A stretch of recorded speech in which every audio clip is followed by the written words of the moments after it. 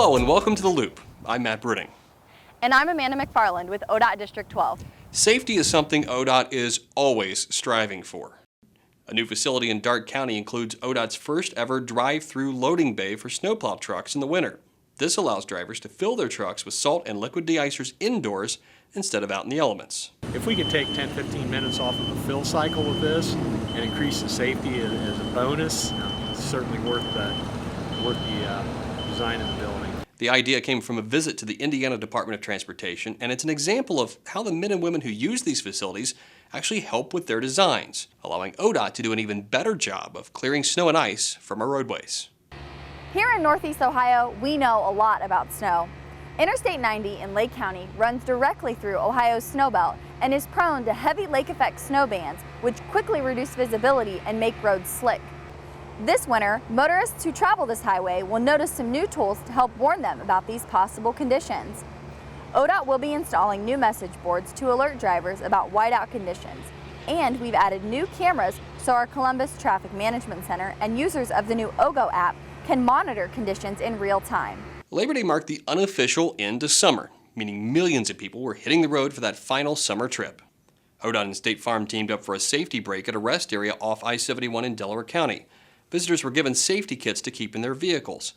State Farm is the sponsor for ODOT's Freeway Service Patrol, which responds to an average of nearly 100,000 incidents, directly helping 30,000 motorists every year in our major metro areas. Highways can be pretty loud, so ODOT works with neighbors who live nearby to help find solutions for reducing that noise. Our Who Knew Guru is here to explain one method for keeping quiet along some of the state's major highways. Highways are vital to our economy and our quality of life. But they're noisy. And since the 20th century, when Americans sought freedom on the open road, residents near urban area and major interstates needed a solution to all the highway noise. It wasn't until the National Environmental Policy Act in 1969, along with the Federal Highway Act of 1970 and the Noise Control Act of 1972, did highway departments have clear regulations and guidelines for evaluating and mitigating highway and construction noise. In fact, this noise wall right here behind me, it's at I-270 in Gahanna and was built in 1977. And it was the first ever noise wall in the state of Ohio. And since then, ODOT has installed approximately 215 miles of concrete, fiberglass, earthen, and other styles of noise walls all across Ohio. Who knew?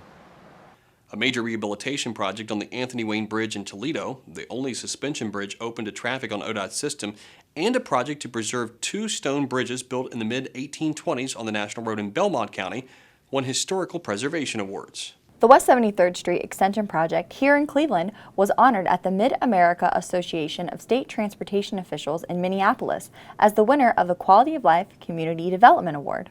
This $24 million roadway extension project builds the connections between the West Shore Way and Edgewater Park for Cleveland's West Side residents. You can get more ODOT news online at transportation.ohio.gov. Check us out on social media, and we'd love to hear from you.